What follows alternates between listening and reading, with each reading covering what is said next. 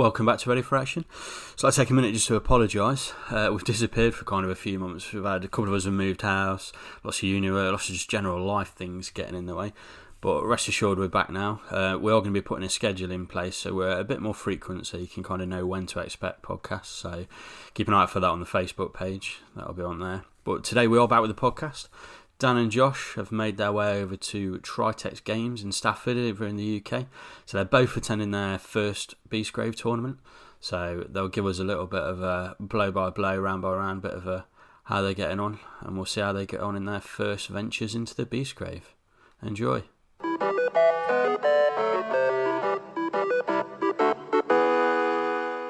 Hello.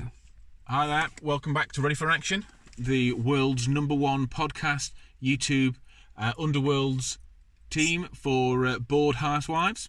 Yep, and salty players. Here today it's Josh Bloor and Dan Jones, and we're here at Tritex Games in Stafford.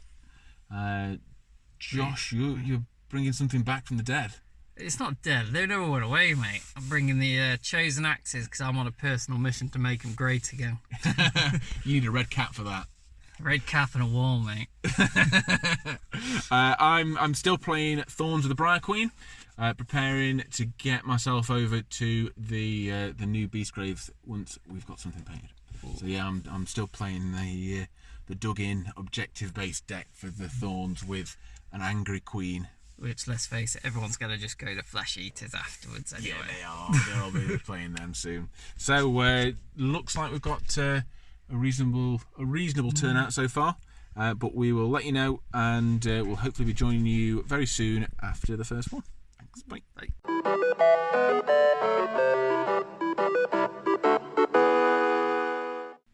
Just a quick shout out for the guys at Tritex Games in Stafford.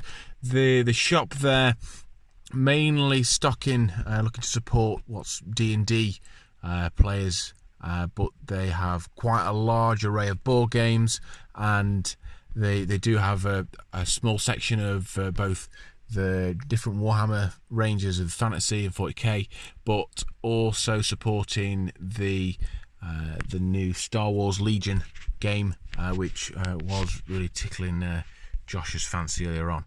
So we'll see how we're getting on in round one.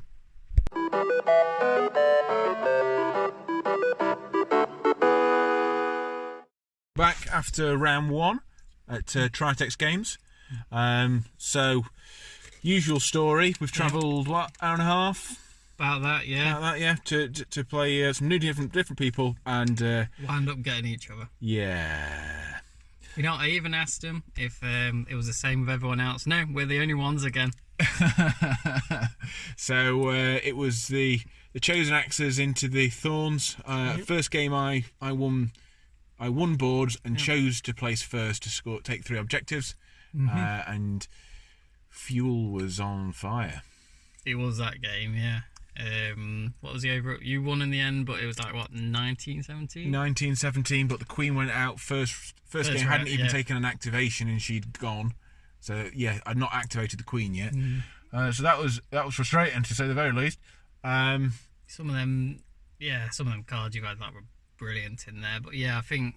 Yeah, I managed to score dug in, didn't I, in the second turn with 2 others as well. So I scored something like seven glory in the. Really nice card for your ghost. That is nice and simple. Yeah, especially with the Varklav's pushing people around. It's a great little card there.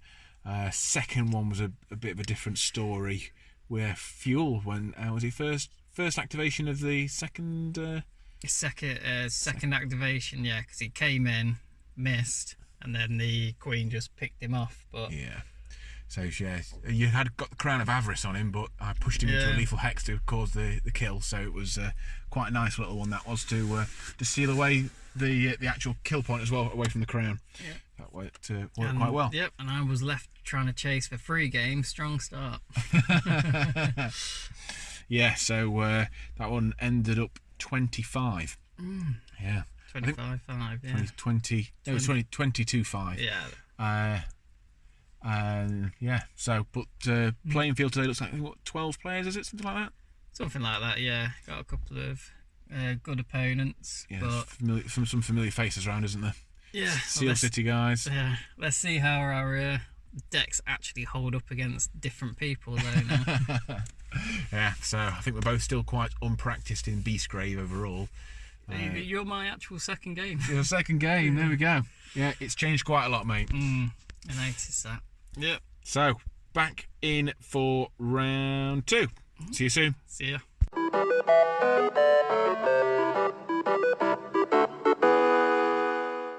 Welcome back after round 2. That's lost to me 2-1. Oh, who did you play, mate? I can't pronounce his name, but he kept winning. But he played Eyes of the Nine tomes, and he kept winning boards, longboarding it every time. And by the time I was catching up to him, I couldn't deal enough damage to get close. And then he's just 6th for it. Awesome. So I played Sandro for my second game. Sandro was playing the Grimwatch. He, the first game he came at me. I'd won boards, and he longboarded me. I managed to hold on, scoring up, dug in, but at the end of the game, it was a 16-16 draw, which Sandro won on objectives. Second game, Sandro managed to force a few things, and I took that one 18-16. The third game, it really was frustrating. The last few rounds, the Queen was not doing enough killing. She was fluffing all of her rolls, and we drew 16-16, and I lost on objectives. And I'd ran off an objective to attack Valrique. Failed the attack, but pushed her off. But still, it was 2-1 on the objective. So it's a bit odd. It feels like I won, but two losses for objectives. It hurts a little bit. That does. Yeah, imagine that would. But hey, we'll come back after the third one. See how we're done. All right. Hopefully, I get better.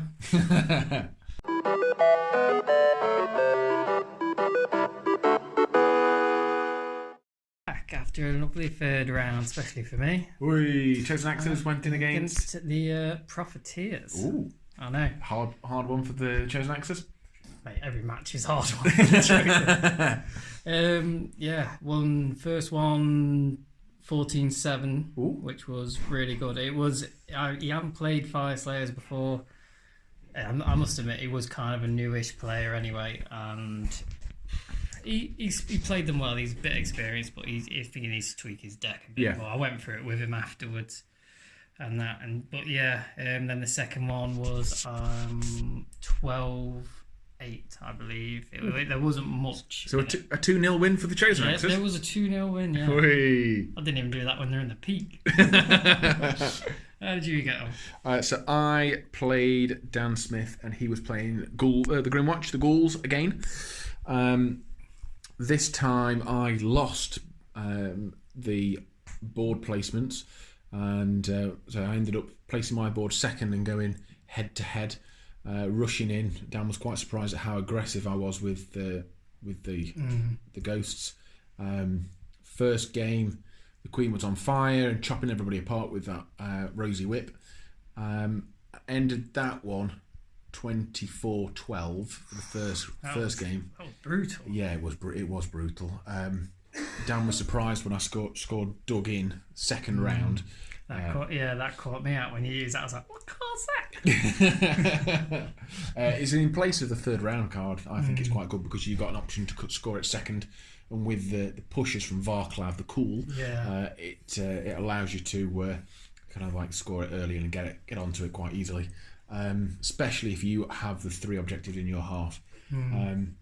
But after that, second game, I scored a lot of objectives quite early on, and then my cards just stopped in the third round, and I made a little mistake and didn't charge with a Fameway when I should have done, which stopped me from scoring and keep them guessing. But I was unable to score Martyred, which is something you really shouldn't be unable to do. But again, I won that one 18-16 after a few crit defense rolls, even though I didn't want any crit defense rolls. But yes, it's like my opponent. He was talking about with the warning shot. I told him, when you've got that in your deck, your guys become the most accurate ever. Yeah. Like, they will not miss. So yeah, so that was for the day. It looks like I've gone 2 wins, 1 loss, but with only 2 games dropped, so not too bad. Yeah, 1 win, 1 loss, but to be honest, it's getting slightly better each time. So 2-0 against you, 2-1 on the other one, which really pushed me. I think if I could have won boards, maybe, but I wouldn't like to say. Last one, it wasn't. No matches have been comfortable. So let's see how we go. There's 12 players here today. I think there might end up with 2 undefeated players, which was a little disappointing, but I'm hoping for a 4th, perhaps, there with that. I'm hoping that I'm just not bottom. That was my aim for today. Right, we'll join you all after the final results have been posted. See you in a minute.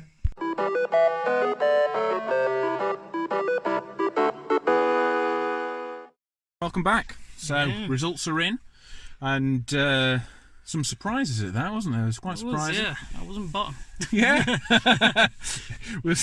Very surprising that you weren't bottom with the Fire Slayers. So ninth. Ninth out of 12. Not ninth, or you were 8th? I thought you were 8th.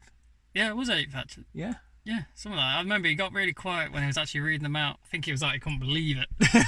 Nobody could believe it.